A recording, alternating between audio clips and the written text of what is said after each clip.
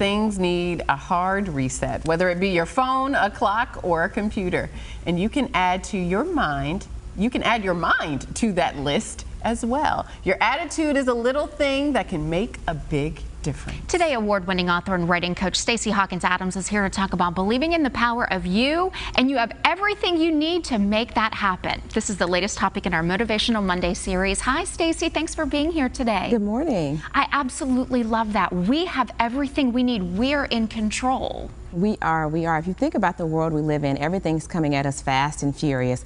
Lose weight, do this, do that, parent this way, live your life this way. You should be here versus here. So the world can disempower us with all of the messages that they throw at us about what we should be doing, what we could be doing. But this Motivational Monday is about thinking about just kind of pausing, meditating and sitting with yourself, remembering who you are and what your personal why is. Why do you do the things you do? Why do you have the dreams you have? Why do you have the hopes and the goals that you have? And if you can think about who you are and what's your why, that should lead you to lean within to figure out how you make those things happen.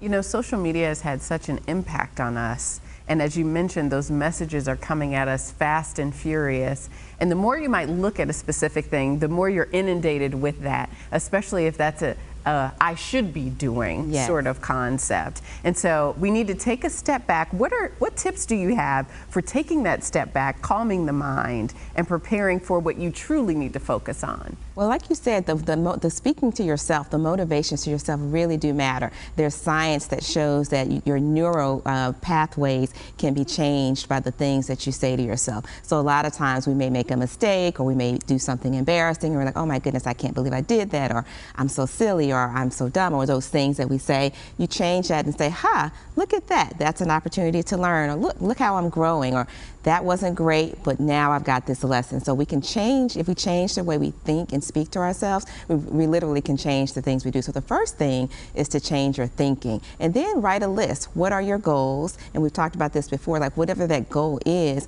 then you kind of think about what are the steps that I need to take to get there. So you're almost working your way backwards. If my goal is to run a marathon, I'm not going to be able to run that 26 miles the first time I go out, but maybe I'm running 1 block, and then the next week it's 2 blocks. So you build those steps there, coupled with those positive motivations to yourself, and then you surround yourself with people who cheer you on and help you say you can do it. Mm-hmm. And you know, I love it too, because when we got into this segment, when we were entering into it, we talked about how everything needs a reset sometimes. And when you call your IT department, when you're having trouble with your computer, for instance, they always say, have you unplugged it? Did you restart it? You do that with your phone. You do that with so many parts of life.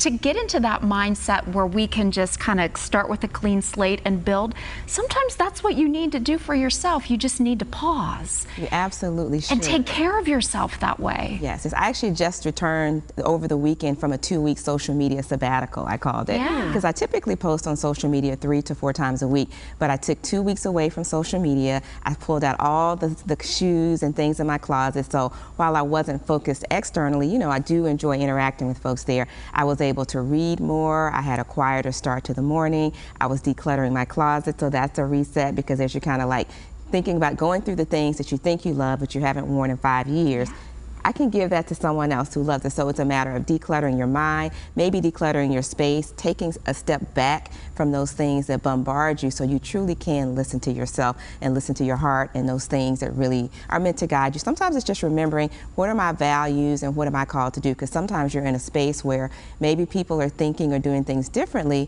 but you have to remember who you are and trust what your inner voice is saying to you. Yeah, as I continue to grow up, I have started to understand why writers go off to find solitude, to actually write and to center themselves. And sometimes we need even just an hour of that to get away from the family, get away from the kids, get away from the issues of life, and just sit with ourselves. And we've got to find that space to do it. Absolutely. When my kids were young and I was working in downtown Richmond, I used to live in southern Chesterfield. And so on that drive home from downtown Richmond to southern Chesterfield, I would turn the radio off. I would drive in silence. So that would be like my half hour of me time, not even necessarily actively thinking, but just that quiet time to center myself before I then enter the house to be with my family. sometimes when you have super young kids, it's that shower time. So it really is deciding, you know what, I'm worth this self-care, because the richer I am within myself, the more I can share with others. And I have to say too, you know, those phones are a way, they are a blessing and a curse sometimes because you can always be reached. But I found so much solace this weekend when I was in Connecticut in very rural parts.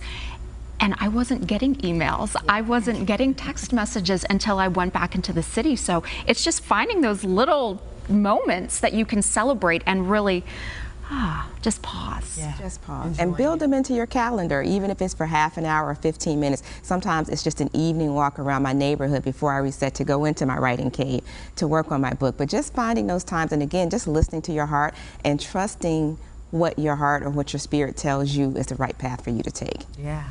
And also acknowledging progress, like you were saying. Yes, you don't have to run that marathon today, but I'm a little bit farther than I was earlier this year. And that's something to celebrate in the midst of your reset. Absolutely, and that's part of that neuroscience. Celebrate yourself, and then more good things will come your way. You put the good energy out, the good energy comes back to you. And this is the perfect time to do it. We're heading into October. That's right. Just a few more weeks before the end of the year.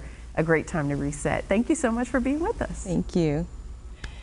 It is always good to have a fresh outlook. We're looking forward to seeing you next time. And in the meantime, Stacy offers weekly Motivational Monday emails. And if you're interested in subscribing, just visit her website, StacyHawkinsAdams.com. And stay with us. We'll be right back with more Virginia This Morning.